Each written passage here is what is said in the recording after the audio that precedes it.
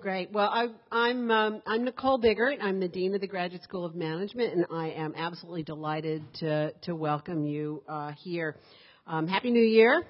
This is Happy New Year. 2008 is going to be a great year. I'm feeling really good about it. It's a stormy night, but we have a fireplace. We have the warmth of friendship, and I'm looking forward to a very nice evening with you all. Before we get started, I want to thank the sponsor of our event. This event is one of the things that we do with and for our business partners, members of the business community who support us financially. They support us in lots of ways, help us figure out what we should be doing. And this is one of the ways in which we interact with each other. We like being the place where business people come and meet other business people, as well as our students and our staff and faculty. So, the sponsor of this event is Capital Public Radio, one of our business partners, and I want to thank them for their ongoing support of management education, as well as our other business partners who are here who also support us in lots of ways. So, thank you. We are fortunate tonight to have a local entrepreneur, someone who dreamed really big dreams and take some really big risks, but have really made those risks pay off and make those dreams come true. I've heard him speak before. He's an inspirational person, but he's a great speaker. He's able to articulate that, and so I'm really delighted that he is here. But before I introduce him, I want to recognize some people. One of my close partners on this campus is Barry Klein, who is the Vice Chancellor of Research. Barry's right there. As I'm very happy to brag for Barry, UC Davis brings in more than $500 million of research money, in part because we have fantastic faculty who's solving some of the great problems of our world, and also because of the tremendous organization of Barry's office and helping support our research efforts. It's a very important role. And I'd like to acknowledge three members of our Dean's Advisory Council: Bob Medeiros, Gary Orr, and Judd Riggs, who are here, who support us. Gary there, yeah. There's Bob back there, yeah, and okay, and Judd is here too, someplace. Where's Judd? Slipped out. Oh no, there he is. He's hiding. Okay, he's hiding behind Roberta. Okay, and many of you were with us just about a month ago, right outside. These were actually in here in part where we had the groundbreaking for our brand new Graduate School of Management building. It was a phenomenal experience if you were able to join us. And last night I sat down to watch Antiques Roadshow on KVIE, and there was our groundbreaking. It was wonderful, and I got all excited again. It was a really exciting event, the largest number of people ever to come to a UC Davis groundbreaking. Bigger than the Mondavi Center. It was a fabulous event. Balloons, champagne, big equipment, just lots of fun. And we had big toys.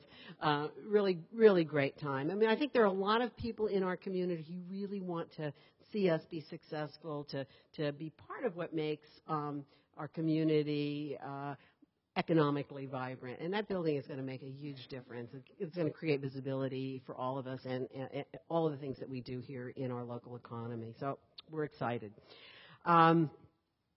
The building will open, assuming no major earthquakes or unforeseen events, in the fall of 2009, and we are that's very soon. It's going to be it's coming very quickly. It's going to be a very nice building, and right across from the Mondavi Center. So we'll have a nice little party, and then we'll all go in our building, and then we'll go across the way to see something at the Mondavi Center. It'll be a fabulous facility for all of us to enjoy. So very excited. It's made, and I do want to acknowledge the very generous donation of Maury and Marcia Gallagher, who gave us $10 million to really complete this gift, and also to many other people, some of whom are in this room, who are contributing to this great new facility. So, thank you to Maury and Marcia, and thank you to those of you who have pledged support to this new building. One of we have sort of a little corporate logo, and you can see it there, corporate. We act corporate-like. It says "Ideas into Action" on the bottom of that. And this evening, the event that we're having this evening is one of the ways in which we support the idea that we take ideas from some of the founding principles of business, ideas about financial analyses, marketing. But we put them into action. We don't just teach in the classroom. We send our students out, and we bring people into our community. And tonight is one of those times where we are inspired by somebody who's bringing something in, so we can see how ideas are actually put into action. I'm really honored to introduce Dale Carlsen, who is our speaker tonight, and very much a local hero. Not only a local hero, he's a West Coast hero, probably going to take over for the rest of the country if you just keep it up. Your bankers are here. They're really happy to know about this. Keep going, Dale. He is the founder, president, and chief executive officer of the SleepTrain, which is headquartered here in Sacramento. He's got a great story to share. I've heard it in short version, but it's a terrific story. Just after a year after graduating from Sac State, he opened his first SleepTrain store in 1985 in Sacramento. 22 years later, with lots of stories in those 22 years. SleepTrain is one of the nation's top 3 mattress retailers, and when you think just about everybody has a mattress, that's huge. And it's the largest on the West Coast with more than 220 locations. There are a lot of really bad things I could say, like this is not a sleepy business, or it's a king size business or whatever. But I think I will go. But SleepTrain continues a very aggressive acquisition process. They've acquired Mattress Discounters West and Sleep Country USA. And I also want to mention that Dale has a very strong commitment to philanthropy and to the communities in which he does business, which I think should be noted. His personal philanthropy and SleepTrain's giving programs over the past 20 years have been very widely recognized. I think it's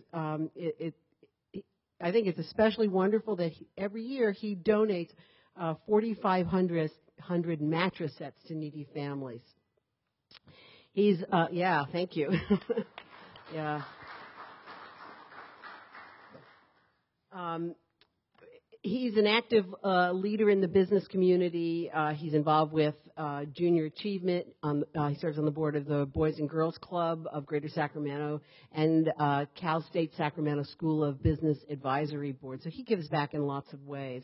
And 2 years ago, the Sacramento Metro Chamber honored Dale as Businessman of the Year. So he's recognized by his peers for what he does also. And this evening, he said that he's going to talk to us about his journey as an entrepreneur and some of the keys to success that he's learned in this journey. So please help me in welcoming Dale Carlsen.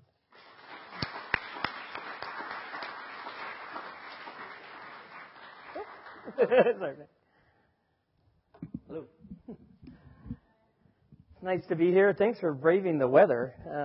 When I was given the dates to choose, I looked at the calendar and said, okay, January in Sacramento, it's sure to rain. Nobody will come. I'll take that date. But you all came out anyway, so thanks for braving the weather to come out to hear my little story. What I'd like to do, if it's okay, is just share a little bit about the history of our company, kind of where I've come from, what we've done. And then I'd really like to open it up to questions, because that way I can answer the questions that you want to know about what we've done and some of our principles and some of the things that have helped us build the company. So that work for everybody? Okay. Some of you might have heard this story in various parts, but so I apologize for that. But I started I went to Sacramento State. Yes, that other campus down the road. But as I said, I am a Davis in-law because my wife went to UC Davis. So I got, we always have a constant battle when the Causeway Classic comes up. But we haven't been doing so well lately, so we don't talk about it much. I try to avoid it. Anyway, went to Sacramento State, got a job at a mattress manufacturing company as a flunky. And answering the phone, taking the garbage out, just doing what I needed to do. They joke, it was my beer and gas job while I went to school. The owners were a couple that had bought the business, and they really took me under their wings. They kind of showed me the business from the inside out.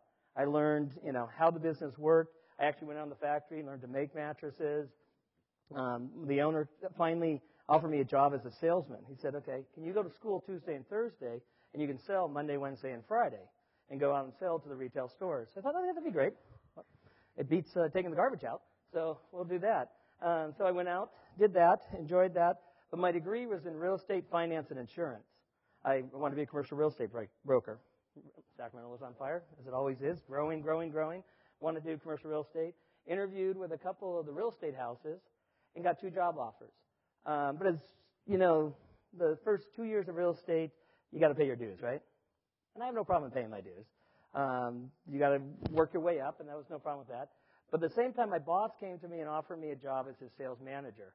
And I thought, that's a great job. I'm 23, a sales manager. That's a great job. But I don't want to sell mattresses the rest of my life. I really want to do this real estate stuff. So I went to the real estate guys and said, can you help me out? He's offering me $30,000 a year. You're offering me $12,000 a year. He's offering vacation. No vacation. He's offering medical benefits. No medical benefits. And most importantly, he's offering me a sports car, his company car, and I'm young and single. And you're not offering me anything. So all I really wanted was for him to come up to $15,000, so I was only taking half pay. And the guy did the best favor ever, and I wish I knew who he was because I owe him a huge debt of gratitude. But he said, I'll do you one better. Go to work for them for 2 years. Come back. I'll hire you on as a broker because you just need the outside sales experience. I go, hey, best of both worlds. I get the money, I get the car, and I get to do the real estate. But in the process of going in and out of all the stores from Visalia to the Oregon border in the middle of nowhere, Nevada, I got tired of giving my ideas and having people saying, great idea, and never doing it. So, simple things like you go into the store and all the beds would be in bags because they didn't want to waste the inventory. If they took it out of the bag, then they had to sell it as used. But if they kept it in the bag, they could sell it as new. Who here would want to lay down on a mattress in a bag in the store? No one, right? They weren't selling very many mattresses, and they couldn't figure out why. They said, take it out of the bag. No, we don't want to do that. Or advertising. The mattress business has a lot of co-op advertising. The factories will give you money to advertise. And so I'd go to them and say, okay, I'm going to pay half your ad. You just got to run an ad. Oh, no. Advertising doesn't work. I don't want to do that. Okay, let me say this again. I'm going to pay half of it. So it should work for you. They wouldn't do it. So I got tired of doing that and finally went to my dad and said, this is not that hard of a business. My dad was a CPA. I said, I want to open my own store. He said, don't do it. Don't do it. Small businesses fail. Right, Gary? Small businesses fail. Don't do it. Stick with what you know. Maybe you can get some ownership of the mattress factory or go do your real estate stuff, but don't go into business for yourself. Well, fortunately for me, my stepmom won a trip on the radio to London. My parents had never been out of the country. They took their first trip ever out of the country. In that 2-week period, I bought a truck, leased some space, and quit my job. I was a little afraid of my father. I admit it. My dad came back. He wasn't quite sure what to do with his son and make this big blunder. But he said, like all fathers did, well, you're on your own. I go, yeah, I kind of figured that was true. But he said, well, I'll give you one piece of advice. And that's if you want to be successful, surround yourself with good people, treat them right, and make everybody successful. And that's really what the core principle and factor of the success of our company is. I am blessed to work day in and day out with some of the greatest people around.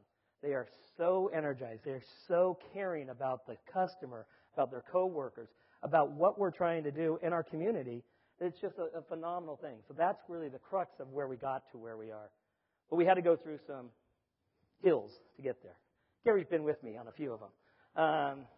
And, I opened the first store. And let's see, it took me 15 days to sell my first sale. And it was a bed frame for $14.95. And I had 15 more days to pay a $1,200 rent payment, and I didn't have any money to do that. Because unlike what you learn when you actually go to, management school, and you can learn that you should actually have a proper backing and financial wherewithal to do it, I didn't have that. I had taken out a household finance loan at 22.95% interest on the house that I had bought when I was going to college. I bought a house, had a mortgage payment with all included for $599, had two roommates paying $250 a month in rent. It's a good deal. I had a $99 a month payment, but I had bought it out of a divorce, so I was able to get it for under market, so I had some money in there. But at 22.95 interest, it's a little hard to pay back. Kind of like my loan now, but no.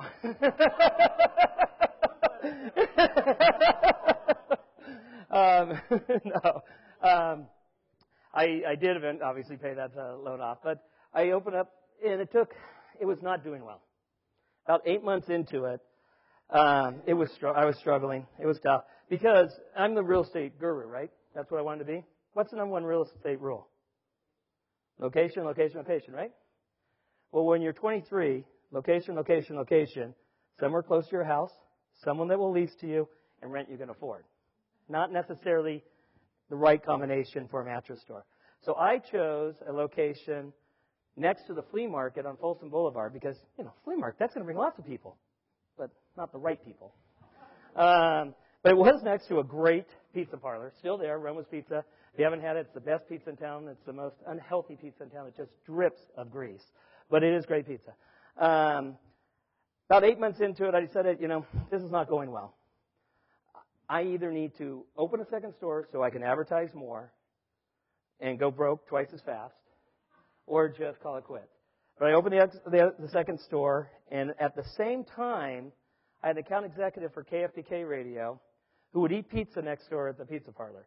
I wasn't buying radio, couldn't afford radio, wasn't going to do it, but we got to be friends. He was actually a drummer in the Ray Charles band, had taken a 6-month hiatus to sell radio because his buddy worked at the radio station. He actually went back and played with Ray till he stopped touring. But he came in one day and we're eating pizza and we're talking. He says, I got this new guy at the station, needs a bed. Will you take care of him? I go, yes, I need every sale I can get because Dad's about ready to be right, and that's the last thing I want to happen. So he brought the guy in, and it happened to be Rush Limbaugh. Rush had just moved into town. He just had his first bomb threat, and he needed a bed. So Rush came in, and Rush talked me in to going on the radio with him. He said, let me go on the radio. My listeners will come in and buy beds from you.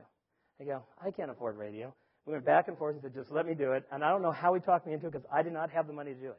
We were very strapped at that time. I didn't have the money to risk on doing it. But somehow he talked me into it. He went on the radio. People started coming in left and right saying, I want the bed Rush sleeps on. I want the bed Rush sleeps on. Does anybody know what the first thing I did was? Huh? Well, the first thing I did is I called Rush. I said, he and Michelle, I said, you and Michelle, that's his second wife.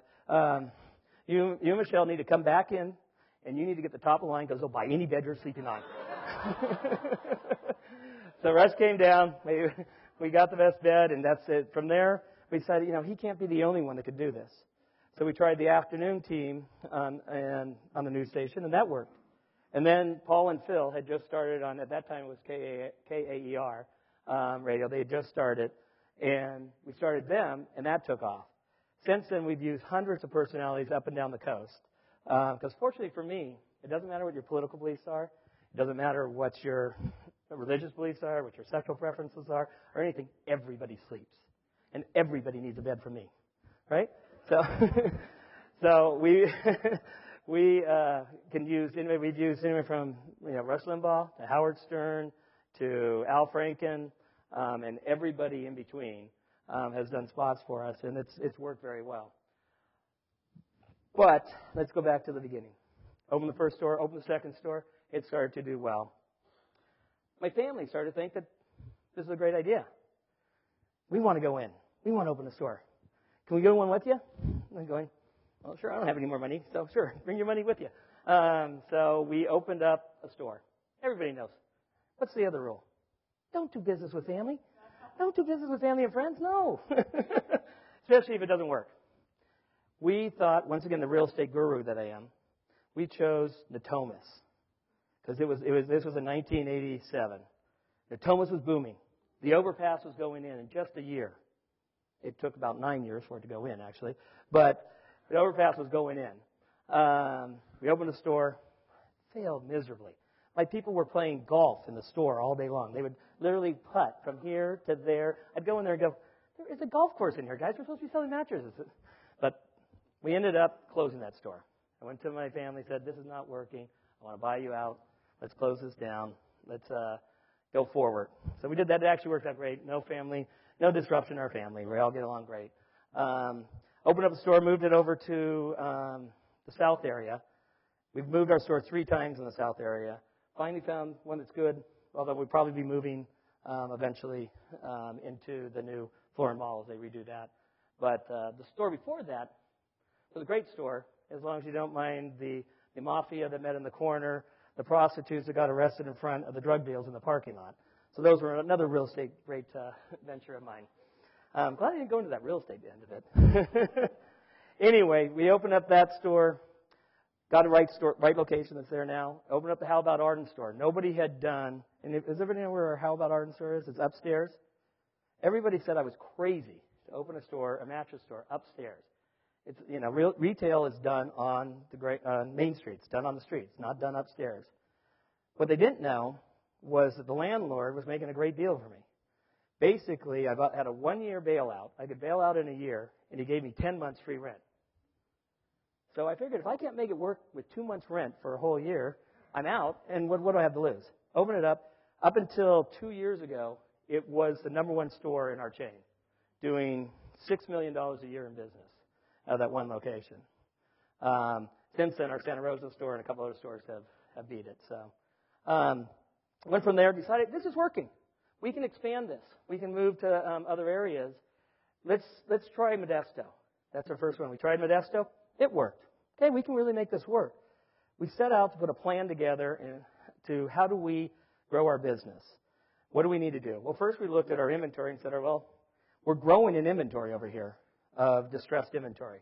The scratch and dent, the damaged inventory is growing. Had $100,000 in inventory sitting there that I couldn't do anything with that I needed the cash from. So thought about it and opened boxcar bedding. Boxcar bedding, I decided would be an offtake of SleepTrain with the boxcar. Boxcar giving you the impression of it being a lower price and so forth, which it was. And it was our clearance store. We opened that in 93 and put our plan together, a 5-year plan, to expand into other markets. The plan included financing, programs, all the management tools as far as the documentation of our computer system, documentation of our policies, all that kind of stuff. Did that, started to put our plan together, and was rolling right along. And in 1995, Smith's Home Furnishing filed bankruptcy. Smith's Home Furnishing was the largest furniture retailer in the Pacific Northwest, and in particular in the Portland, Oregon market. Had 50% of the mattress business was done out of this store. And they went bankrupt. Well, that time, Bruner's had gone bankrupt, Macy's had gone bankrupt, Levitt's had gone bankrupt, everybody had gone bankrupt, it seemed, but they all came out of it. So, but we started listening to the vendors, and they said they're not coming out of it. So we looked at it, and sure enough, in August, they filed bankruptcy, and they weren't going to come out of it. We went up in 96 and opened up stores in Portland, Oregon. But when we did that, I was very conservative. I was scared about this expansion. So we only opened 4 stores when we first opened. What that did is it gave the opportunity for my competitors to open up, the local competitors opened more stores, and more importantly, my biggest competitor came down from Seattle, which was Sleep Country USA, came down and they opened 10 stores. We slowly tried to catch up to them, and he said, okay, we're not catching up to them on stores here. Let's go open up stores in their market. So we're going to go right to the heart of our competitor. So we went up, but when we went to Seattle in 97, we opened up 14 stores immediately and took the market by storm. And all of a sudden, he's fighting us on both battles. It helped really to help grow our business and take us to the next level. We also got the attention of the industry. The industry had looked at it and decided this industry was going to go vertical. The manufacturers thought that this is the time for them to take the whole business and go vertical. So they started buying up retail stores. And they approached us, of course. And we looked at it and said, I was looking at it and said, okay, that's a lot of money. When I was offered, I had two different people run in, started to go down the road with one of them. Said, I just can't pass this up. We got to do it. But I wasn't sleeping well at night. When you're a mattress guy, you should sleep well every night, right? I was not sleeping well at night. And my wife looked at me and said, why are you doing this? I go, because it's millions and millions of dollars. She says, so? We do everything we want to do now, right? Yeah. Says, we have a 5-year-old and a 2-year-old at the time. Yeah. Not like we can travel the world. No. Your friends can't come play with you. They're working. Yeah. You suck at golf. And you don't fish. What are you going to do with your life? And you're not coming home. So, so I didn't, I looked at it and said, good point. Okay. I realized what it was. I realized I liked what I was doing. I loved the people I was working with. I loved every part of what we were doing. And I knew we could do better. I knew we could grow this business bigger and better. And so I called them up and said, I'm sorry. I know we've gone down this road. I'd love to make this deal, but I can't. We need to back out of this. He said, let me fly out. We'll take the red eye. He was coming out from New York. I said, okay, I owe you that. Come out. I left the house the next morning, turned to my wife, said, are you sure? This is millions and millions of dollars. And she said, we're sure. So I left and went down and talked to him and said, okay, not going to do it. I apologize. Appreciate everything. He says, how about your Northwest stores? I want to buy your Northwest stores. I go, well, I don't want to sell my Northwest stores. I like my Northwest stores. I like it up there. He slid the proverbial paper across the table. And I said, well, I don't like them that much. Now, in all honesty, I looked at it and said, 75% of my business in California. 25% was in the Northwest. We had grown so rapidly. In 96, we'd opened Portland. 98, 97, I forgot one. In 97, we'd opened Seattle. 98, we'd opened San Francisco Bay Area. When we opened the Bay Area, we opened up with 21 stores immediately out of there. So this was 99. By the time there were so many Band-Aids on our systems, I said, if we take that money and we invest in our people, we invest in our programs, we can become a far better company. So we sold the Northwest stores to Sleep Country, or to the same buyer. The other part was they were buying Sleep Country USA, our biggest competitor. And I looked at it and said, so if they do buy our biggest competitor and we have to compete against them, that's going to be an issue too, because they got lots of money now and they'll be able to go at us a lot stronger. So they bought us and they bought Sleep Country USA. We came back into Sacramento or into California and invested in our people. We invested in our programs, our training. We opened training departments, built a training program, invested in the systems that we had, invested in every internal part of our company, and promised ourselves that we would not do anything for 2 years.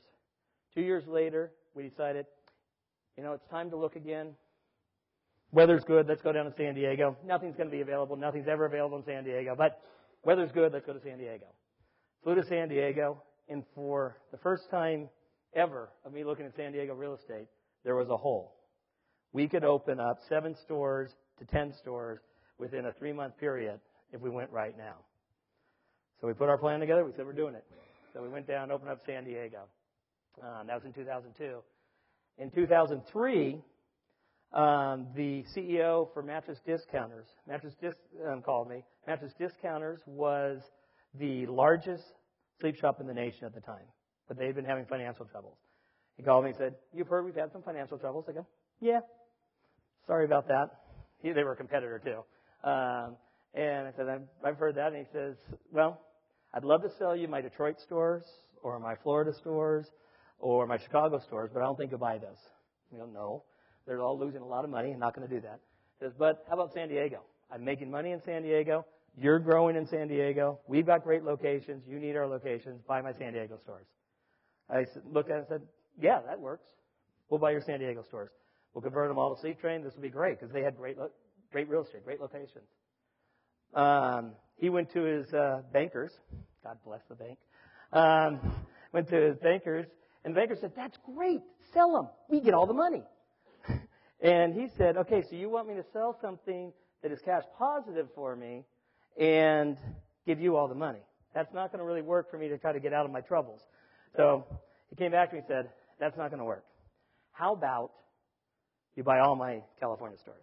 I go, first of all, I don't want L.A. Because LA's a nightmare. Don't want to do it. So they said, okay, you don't have to take LA. And you don't have to take my plant. So they have a manufacturing plant. I said, okay, good. Don't want your plant. I looked at it and I said, well, I have stores in Northern California. They're great locations. I don't need those. But then I went home that night and I thought about it. I looked at my parents and how they were as consumers. They were two opposite consumers. My mom wants quality products, great prices, and she wants to be taken care of with the best service possible. She wants to be treated with respect for the money she's spending. My dad, he wanted a deal. Every piece of furniture in my dad's house was bought at a bargain, discount, clearance, closeout place. But it was quality stuff. But he wanted that deal. If I didn't own SleepTrain, he would never have bought from SleepTrain. He would buy from Mattress Discounters because he wanted the discounter. So I looked and I said, there's two types of customers out there, and I can't be everything for everyone.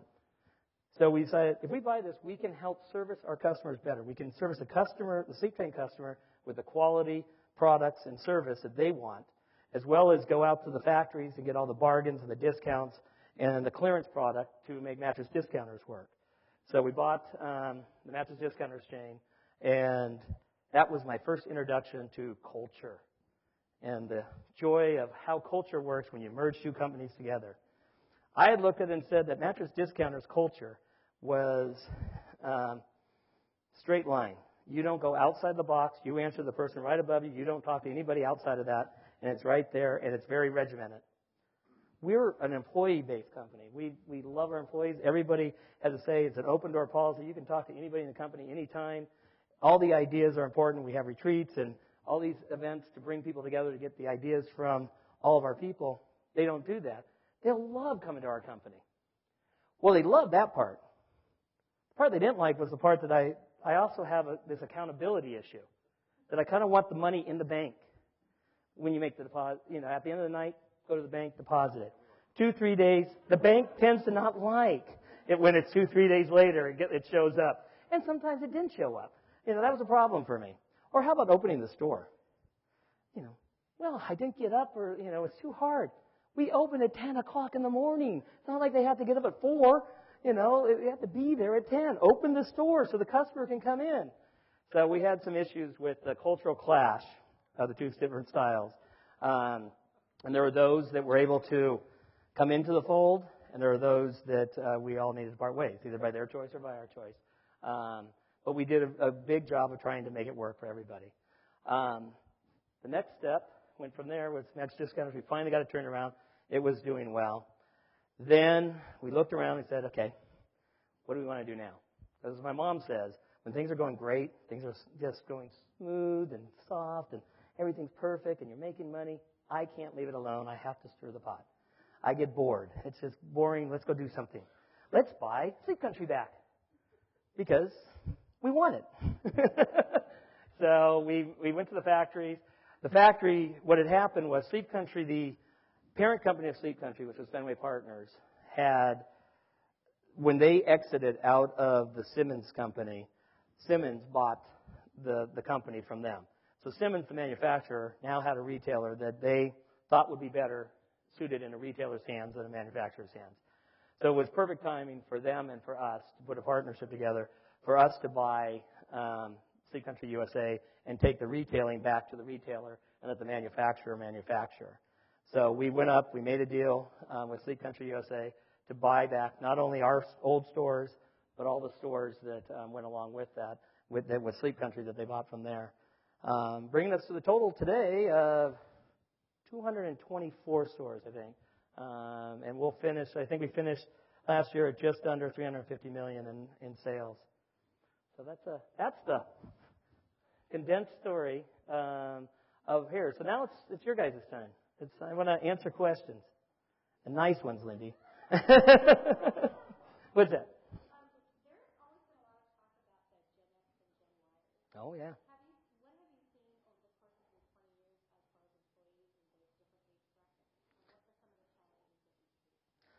It's a great question because it's.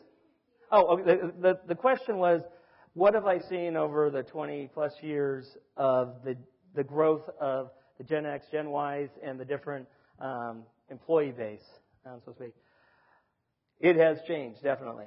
the wants and wishes of the would-be employees are changing. Fortunately for us, it fits perfectly in our direction.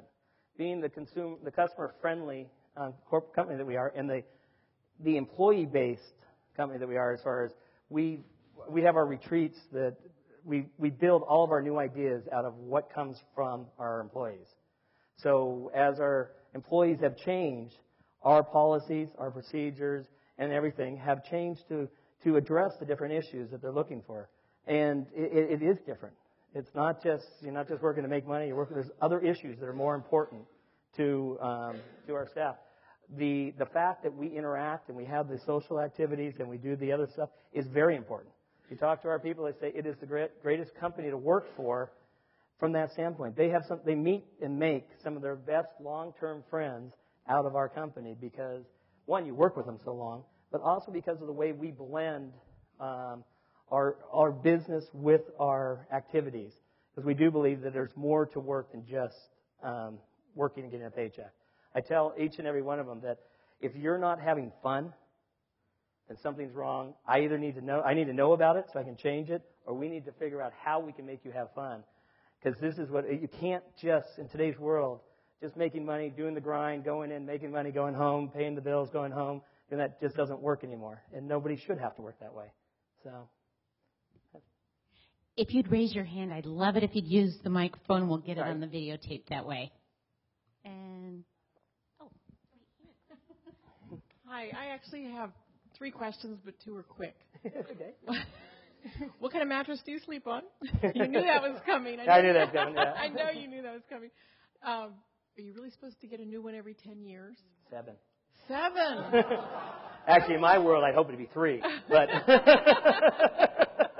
And it's not an industry I didn't do a lot of research on this before I came. So is it overseas yet? What's the spectrum on that eventual movement? I mean, in my mind, everything goes overseas. So I'm hearing Simmons, so I'm thinking domestically manufactured. There's always Georgia and all the textiles. I'm somewhat familiar with that. So just where's that going? Thank you. So first question, the bed I sleep on is the Simmons Beauty Rest Black line. It's the Simmons Beauty Rest top of the line. We're fortunate that we're the only retailer in the western states where you can find on our floor the Sleep Number bed by Select Comfort, which is the air bed, the Tempur-Pedic, which is the memory foam, the Sealy Posturepedic, the Simmons Beauty Rest, all on one floor. So you don't have to go from store to store. Because you can imagine, if you go lay down on a bed in one store and then you go across town to another store and lay down, can you remember what they feel like? I venture to guess that most of you can't remember going across the aisle to the one on the other side of our store because it changes. So we have all the different ones, and each one is different. I would say out of pretty much everybody in this room would probably choose a different bed. It is amazing the differences, which is why we have so many different ones to choose from. Because your backs, your sides, how you sleep, what your ailments are all different from each other. And so having the different options is what's important. So I sleep on that. Our VP of sales sleeps on the Sleep Number bed, swears it's the best bed he's ever slept on, would never sleep on anything else in his life. My aunt sleeps on the Tempur-Pedic one, I think it is, and she swears by it. So everybody has their own preference on that. So that was one. What was the 3 is the big one. The big one, as far as the time life, yes, it is 7 to 10 years is the time on mattresses. And the reason, are they dead? No. Can you still sleep on it? Yeah. People do. I mean, we've had beds that are 40 years old turned in. So the problem is that they lose their support characteristics. So you don't recognize it as much, and that's why people who travel tend to buy beds more often because they do recognize it. One of the best things that happened to our industry is the hotel industry has figured out they're selling sleep. They're not selling anything else. So they started upgrading all their mattresses. And everybody goes away on vacation now. They're coming home saying, I need a new bed because this bed is terrible. So that's the time frame of 7 to 10 years is typical on that. And these times, there's a lot of changes too. If you haven't bought one in the last 2 years, there's a new fire retardancy code that went in place that required that the beds be more fire retardant. And really it's not for the incidence of the gin and tonic and the cigarette in bed. It's really about if there is a fire in your house, the mattress not burning as fast does allow the fire department to take more time to, have more time before it explodes to get it under control. So that just happened actually, nationally it happened last year. It happened in California 2 years ago. As far as overseas, I was sharing with Gary the other day, one of the great things about our business is that we're not threatened by a lot of the other things out there so far, knock on wood. And realistically, mattresses, there are some imports. The Chinese are doing a really good job of trying to import. The inherent problem we have is the size and bulk of what's being imported and what the processes are. It's not heavily intensive. So the size and bulk make it difficult on the cost of shipping. On top of that is that you are laying your head right next to it. If anybody bought any import clothes or anything like that, it has that smell, right? That smell because it's been on the water for so long. When you're laying your head against it, you don't want to be smelling that import smell constantly. So that's another issue with it. The other issue is this fire retardant law. You can't get, the compliance is so restrictive and so incredibly bureaucratic, I would say, that for the Chinese right now, under their current way of doing things, can't comply with it. So it's a difficult product to import, and we're not looking at that being as big of an issue. The other thing is the internet. It's not an internet product friendly, primarily because you need to test it and try it out. Like I said, everybody has a different feel and a different bed that they would choose. Well, if you buy it over the internet, you don't know what it feels like, and to ship it back is expensive. So it's really a touch and feel product. So it has to be there. We're also not, we're more recession proof than other home furnishing. The home furnishing industry as a whole, everybody likes to clump into one big group. But the mattress business is not, because it's a necessity product. You need to sleep. You need a good bed. You're going to buy it. It's not a designer product. It's not a fashion product. It's not, the couch for the dining room or something like that. It's something that you can put off because you got a couch that works and you got a dining room set. It is a product that you need because you don't just wake up in the morning and go, let's go buy a mattress. You go buy a mattress because you need one. Because the one you're sleeping on doesn't work anymore. Or you're moving into a new place. Or you unfortunately split up. There's a need for that bed. Or your kids are growing. The kids are a great part of our business. We love kids. Everybody have more kids. So, you're saying about how many beds can be. When I started the business, my mom said, how can you possibly make a living selling mattresses? I mean, doesn't everybody have a bed? And I think that's what she still doesn't understand how good. She says, she says, well, we've had ours for 25 years. I go, yeah, Mom, you're not our customer, really. But it was really about, if you look around, you see all the houses, and every house has, on average, 3 sleeping rooms, right? So there's 3 sleeping rooms, and everyone needs a bed. Then you go through the cycle. The kid comes out of the crib. Thank you. Couldn't think of the term. Unfortunately, a ways from that time. Out of the crib into the first bed. Then about 8 or 9, they need another bed. Then the teenage years hit. And if it's a tall kid, they need another one because they're too long. And then they move out. They either take the bed with them, which means mom and dad have to replace it, or you need to get them one. So there's this constant, and then there's a little coast until they get married, then they get another one. And then they make some money, they get a better one. And then they coast for a little bit, and then they get another one. And it goes on and on. So there's a good cycle, and it's constantly repeating, and we love it about our business. Barry. Okay, you're doing well. Are you bored?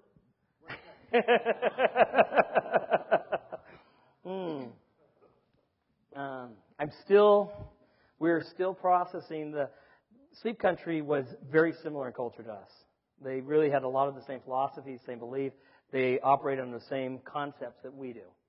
And so we're bringing that together. But right now we're transitioning. One of the lessons I learned was, and I admit this is a failure on my part, I thought that the big corporate world of when you make an acquisition, you come in, you get rid of top management, and you change things was a horrible way to go and shouldn't do it. I learned that it is still a horrible thing to do, but there is a reason for part of it, and that is cultural and control. we had a conflict with our senior management there. What I had done is bought the company thinking that I could let them just run it. They'd run it. Everything would be great. And we'd all be happy. Problem was they wanted to run it, but not necessarily give me all the information I wanted, or we had different views on different things. And so we had some difference of opinion, being that I owned it. So I thought that maybe my opinion counted a little more when it came to the direction of the company. So we had to process through that, and we've just done through the transition of going that. So we're still processing a few, so I'm still keeping busy. Too busy, according to my wife. So she would not accept anything else right now. First, I just wanted to thank you for being here tonight. It's really interesting to hear about your journey in this business. And I was wondering, are there recycling programs for all of these mattresses that people are getting rid of after 10 years? And, you know, I'm assuming the 4,500 that you're donating, those have to be new mattresses because nonprofits and charities won't accept used. And my second question is, do you have customers coming in that are requesting mattresses that are made with environmentally sustainable materials at all? Good question. The recycling issue is a big one. We have always recycled. Part of our program is we take away the old beds for free.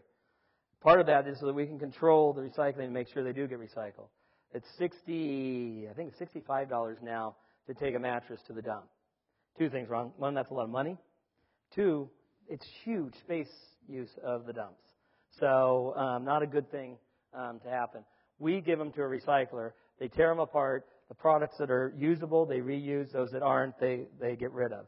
There is a move, and I'm going to a meeting in February, actually, to try as an industry to take it one step further and fully shred and break down the whole product in order to reduce the space and the quantity of product that's out there.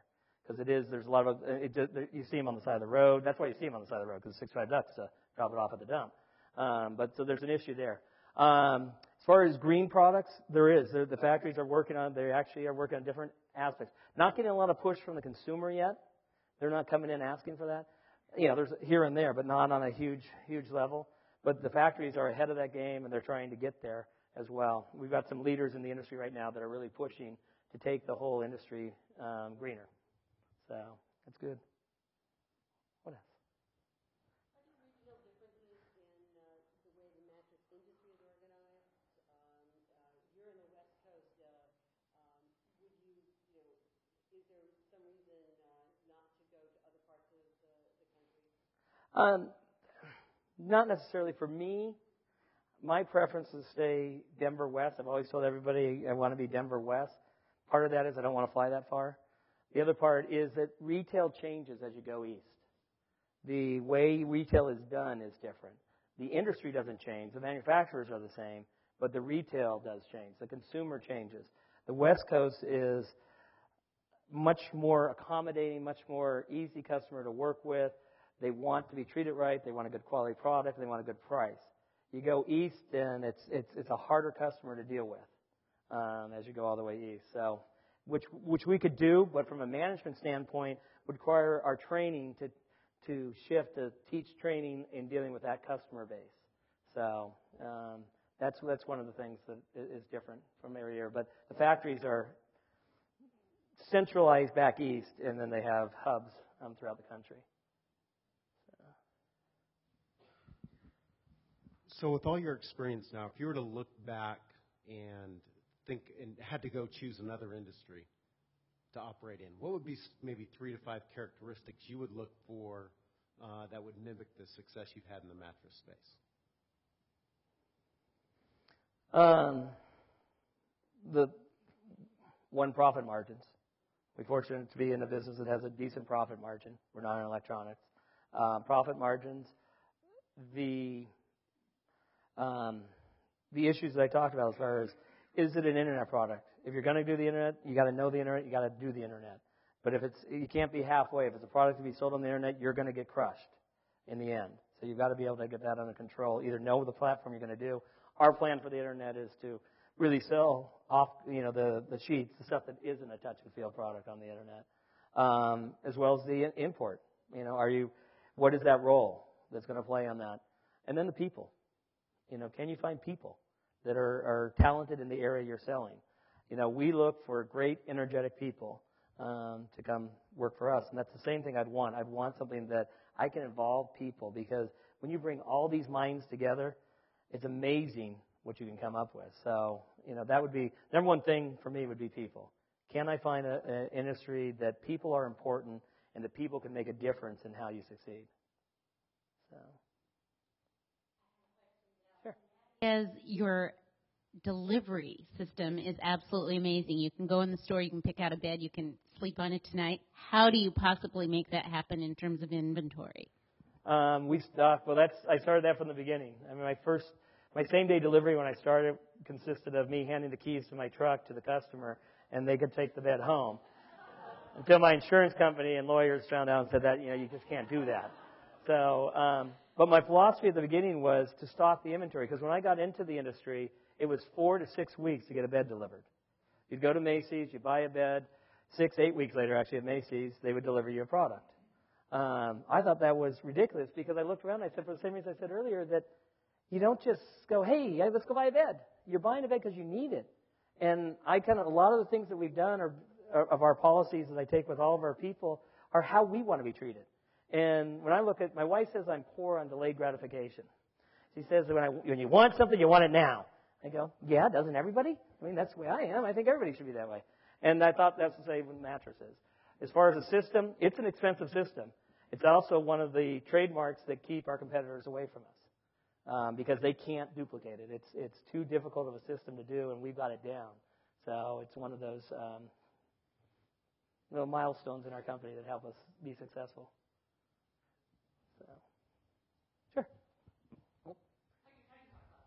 How many employees do you have, and what does your org chart look like? Is it fairly flat, or? Okay, 1,300, I think now. 1,300, yeah. Excuse me. And we basically have what we call our executive leadership team, which is 18 people right now that cover all the different areas of the company, from sales, training, IT, marketing, finance, all the different areas of the company. From there, that's on the corporate end of it. And then from there, we have the store. From the store side, we have a general manager, we have a division or district manager, and then a store manager. So it kind of goes straight line down there. And the district manager has about 8 to 10 different stores that they oversee. So not truly flat, but we try to keep as much of it out and keep the focus on where somebody can actually make a difference. In the Northwest, in our changeover in the Northwest, we went from having an executive team up there to putting more frontline people, more frontline managers out there, more district managers, more training managers in place, where they're actually touching and feeling and making a difference with the staff. So.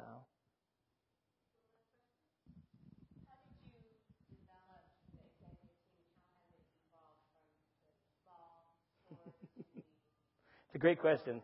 That's a great question, and I laugh because it's something that has been an evolution. It started out with the guys I started up with. When I started, I was just out of college and I needed help.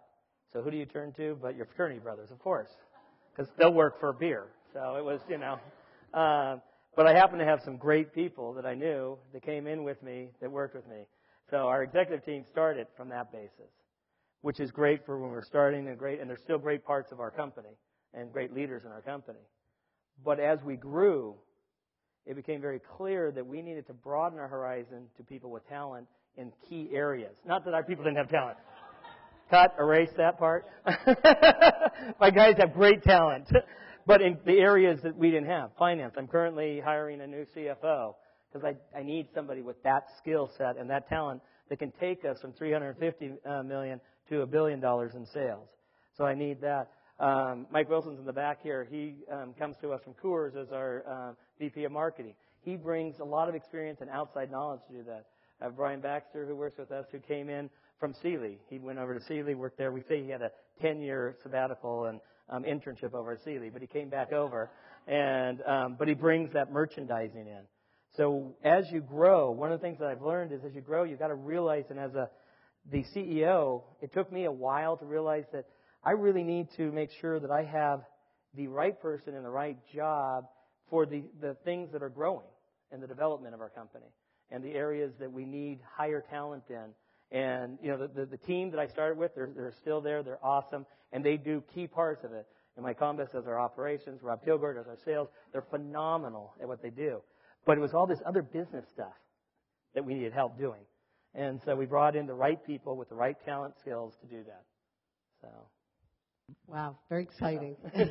Makes you want to go out and start something. Thank you so much, Dale, for speaking. This is great. This is great. Yeah. We have a little something.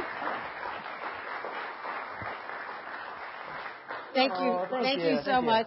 And this is just a wonderful example of how our business partners program brings talent like Dale to inspire us and to share ideas. This is absolutely wonderful. Thank you so much. Well, thank you. Be safe out there. It is wet. It is slick. It is dark. So thanks for coming. Thank you. Thank you, everyone. Appreciate it.